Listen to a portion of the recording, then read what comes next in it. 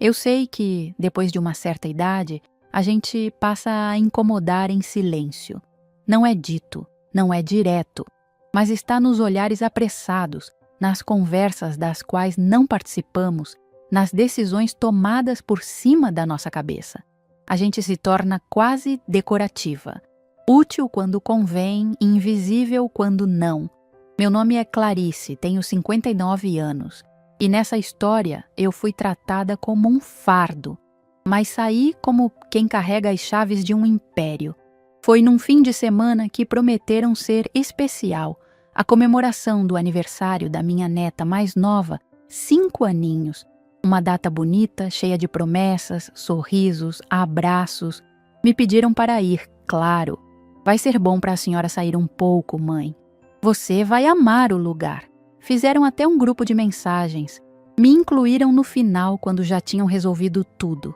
Eu não opinei sobre nada. Apenas disse, tudo bem, eu vou. A estrada até o Hotel Fazenda era longa.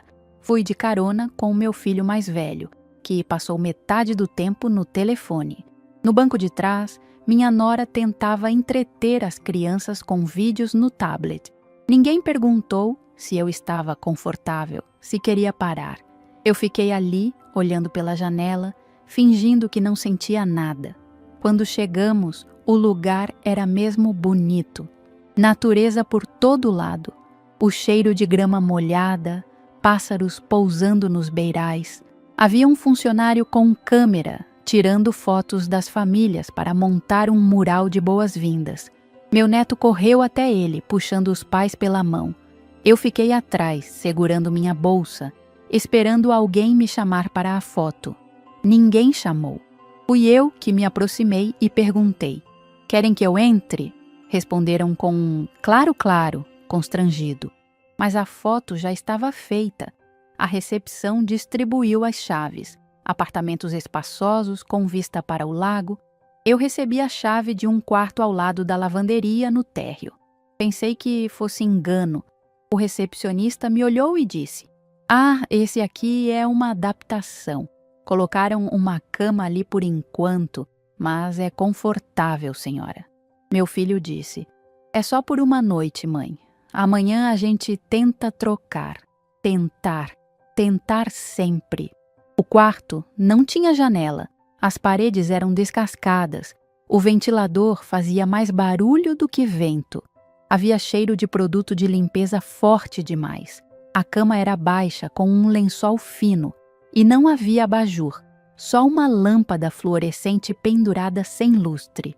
Eu sentei na beirada da cama e respirei fundo. Era só um quarto, mas eu já tinha estado ali antes, de outras formas. Na hora do jantar, a mesa era grande e bonita. Toalha branca, arranjos florais, copos de vidro para todos, menos para mim, que recebi um de plástico, porque acabou o restante. Quando pedi mais suco, a garçonete disse: "Esse já é o terceiro." Sorri. Não respondi.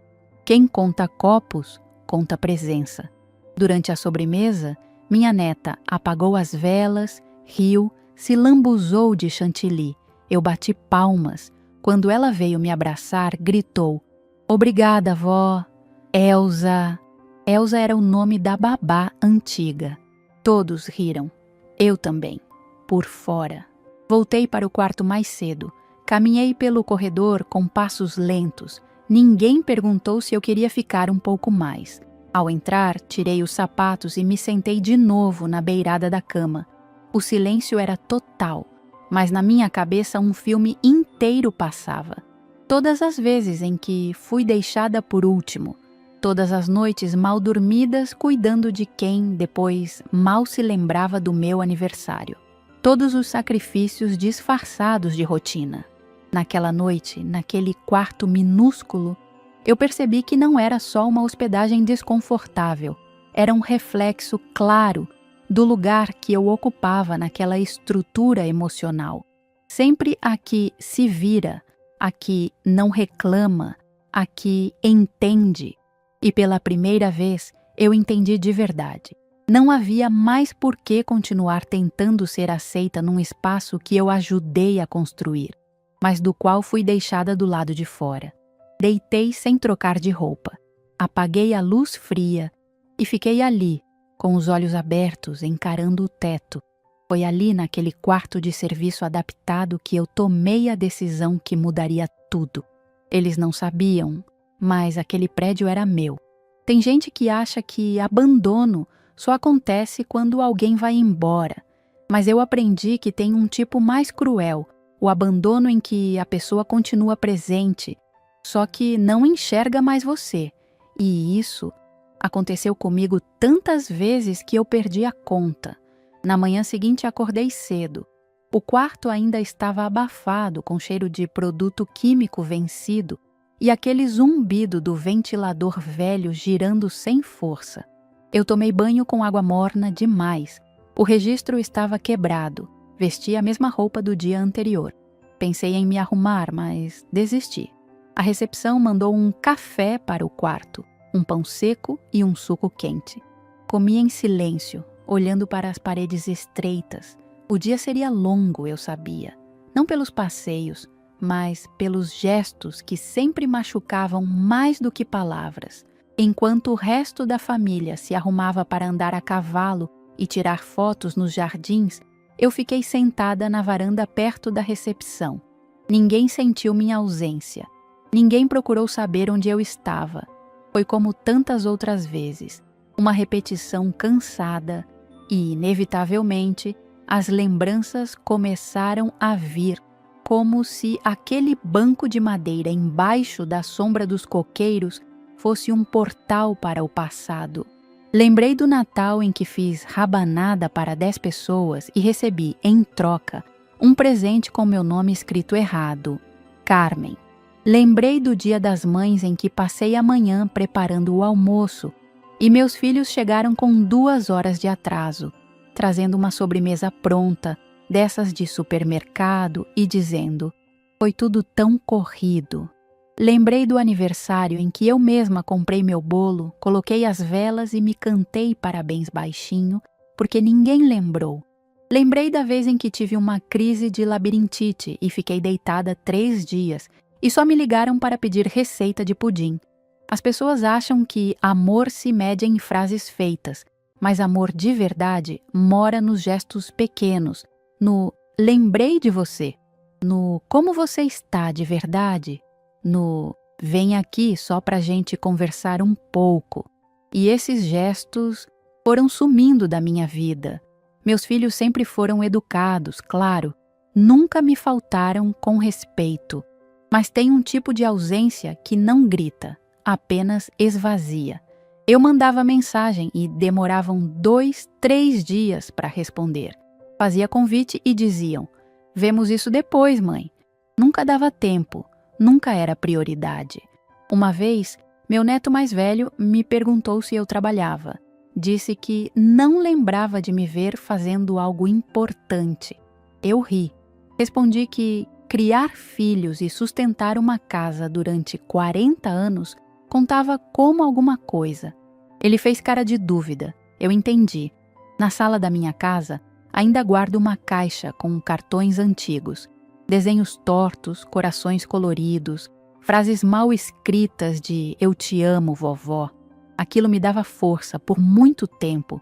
Hoje é memória, porque as mãos que desenharam aqueles corações agora passam por mim com pressa, os olhos fixos em telas, as palavras breves e cansadas. "Oi, vó." "Tudo bem, vó?" "Tchau, vó." Durante o passeio da tarde, eles postaram várias fotos no grupo da família, cavalgando, sorrindo, pulando na piscina. Em nenhuma delas eu aparecia. Eu estava ali, a menos de 50 metros, sentada numa cadeira de ferro com meu café gelado e o coração quente de lembranças. Uma amiga me disse, anos atrás: "Você acostumou eles mal, Clarice. Sempre fez tudo, nunca reclamou. Agora você virou paisagem." Doeu ouvir isso, mas era verdade. Eu me acostumei a não ocupar espaço, a não incomodar, a aceitar migalhas emocionais como se fossem banquetes. O problema é que, um dia, a fome emocional vira vazio, e vazio demais sufoca. Naquela tarde, Não me juntei à família. Fui dar uma volta sozinha pelos fundos do hotel. Sentei perto de um laguinho artificial e olhei para a água parada. Peguei meu celular e comecei a apagar fotos antigas. Não por raiva, mas porque, pela primeira vez, eu percebi que não precisava provar que fui uma boa mãe, uma boa avó, uma boa mulher. Eu sabia disso. E, de repente, isso bastava.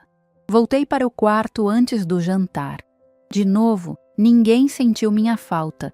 Ninguém bateu na porta para perguntar se eu queria algo. Era simbólico. Eles estavam completos, mesmo sem mim.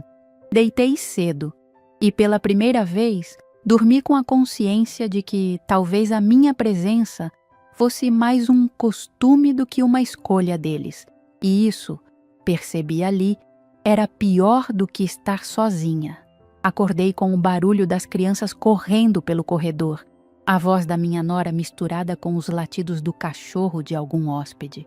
Me sentei devagar, sentindo o corpo pesado, mas era a alma que doía mais. E doía de um jeito novo. Não como tristeza, mas como quem já cansou de doer.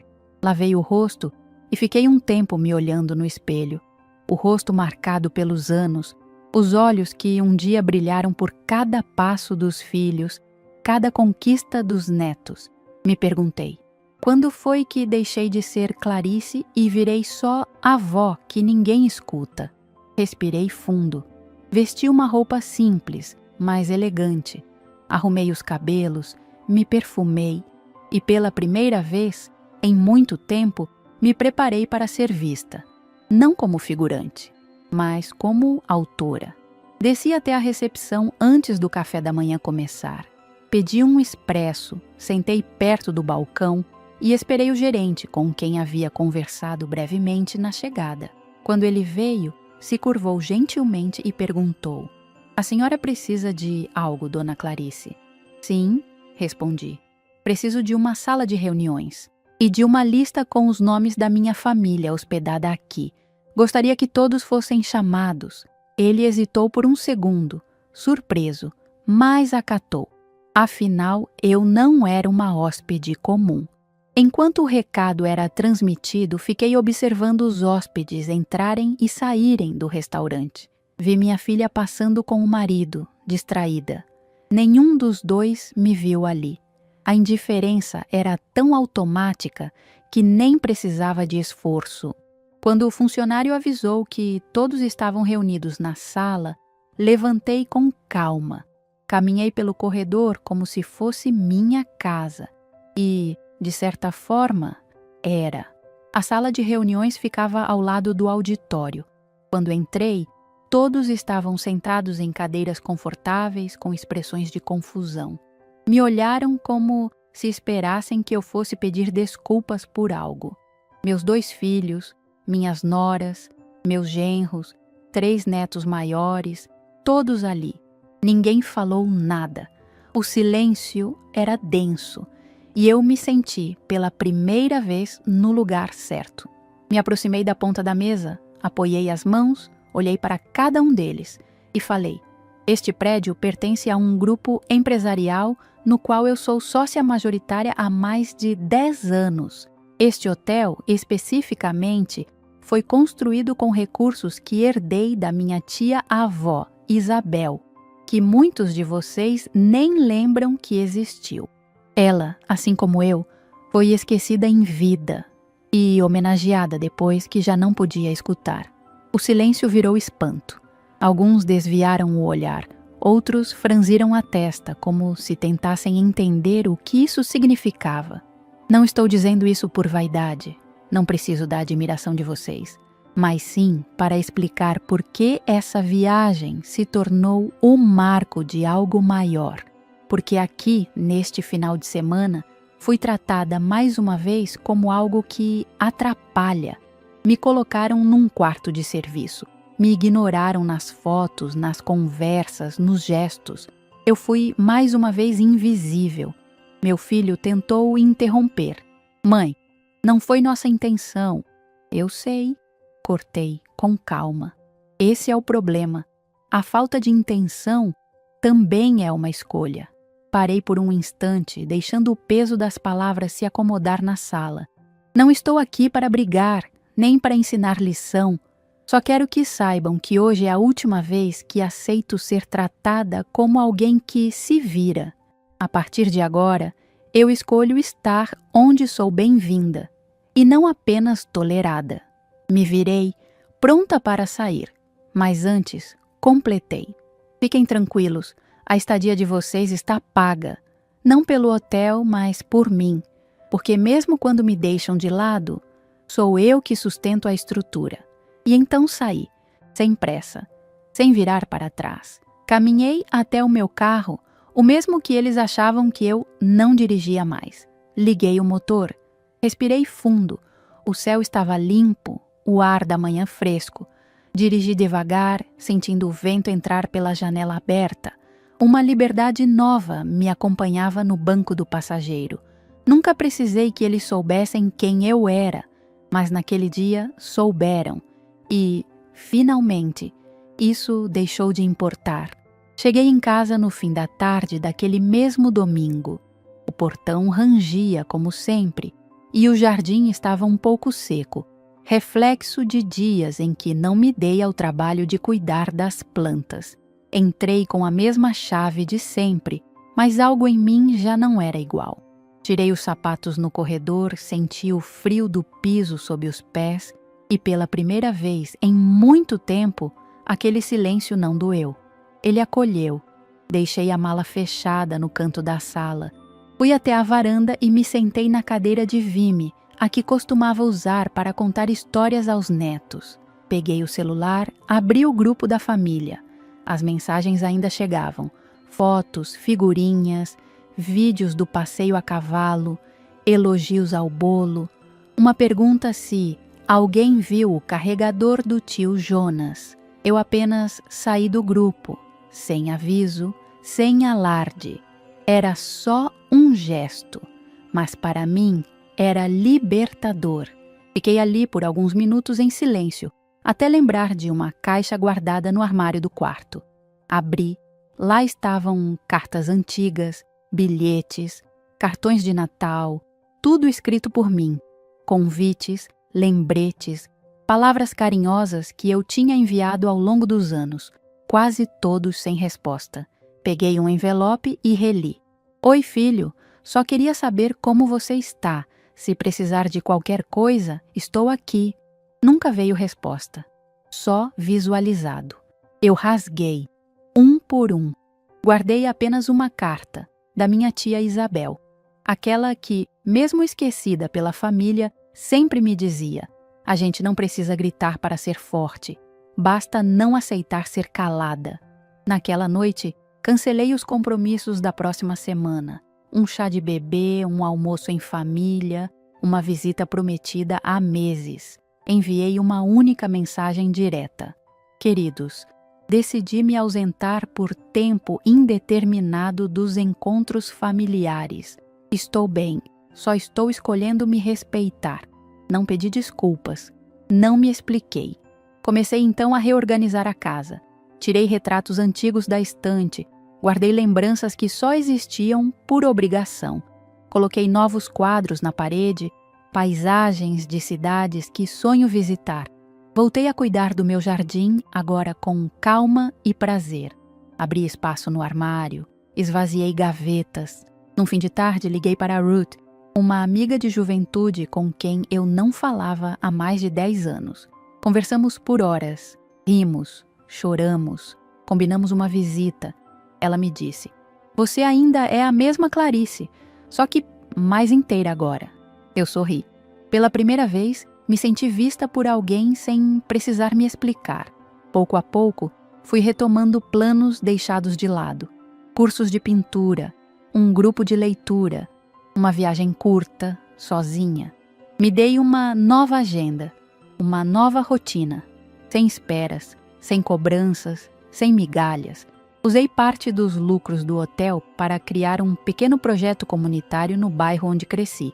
Um espaço de leitura para mulheres mais velhas que, como eu, se sentiram apagadas demais por tempo demais. Chamei de Sala Isabel. em homenagem à única mulher que nunca deixou de acreditar em mim, mesmo esquecida por todos os outros. Às vezes o telefone toca. Algumas mensagens chegam. Mãe, está tudo bem? A senhora vai no batizado da Duda? Vamos marcar um café? Eu leio. Mas agora, escolho. Respondo quando faz sentido. Quando há afeto. E não apenas formalidade. Aprendi que amor sem presença é ausência disfarçada. E que respeito não se implora, se planta, se cultiva, se exige, mesmo que em silêncio. Hoje, a casa está mais vazia, mas minha alma está cheia. Hoje, minha rotina começa com o som dos pássaros na varanda e o cheiro do café passado na hora. Abro as janelas, deixo o sol entrar devagar. Regar as plantas virou meu primeiro gesto de gratidão. Cada flor que desabrocha é como se dissesse: você ainda está aqui. E está bem. Não espero mais o telefone tocar. E quando toca, não carrego mais a ansiedade de ser lembrada. Atendo com serenidade. Ou deixo tocar. Algumas mensagens continuam vindo, aqui e ali. Convites, perguntas breves, tentativas de aproximação. Eu leio com carinho, mas aprendi que presença só vale quando carrega a verdade. Outro dia, recebi uma carta, escrita à mão. Era da minha neta mais nova, a do aniversário. A letra tremida dizia: Vó Clarice, a mamãe me explicou quem era a senhora. Eu quero ir te visitar. Posso? Li várias vezes. A carta ficou sobre a mesa por dias. Ainda está. Responder, eu vou, mas sem expectativa, só com afeto, porque agora eu não aceito mais ocupar espaços onde me encaixam à força. A porta da minha casa está aberta, mas só entra quem me vê de verdade. Às vezes, sento na rede e me lembro da sala de reuniões do hotel, do silêncio, dos rostos surpresos e, principalmente, da minha própria voz, pela primeira vez, firme, clara, inteira, não gritando.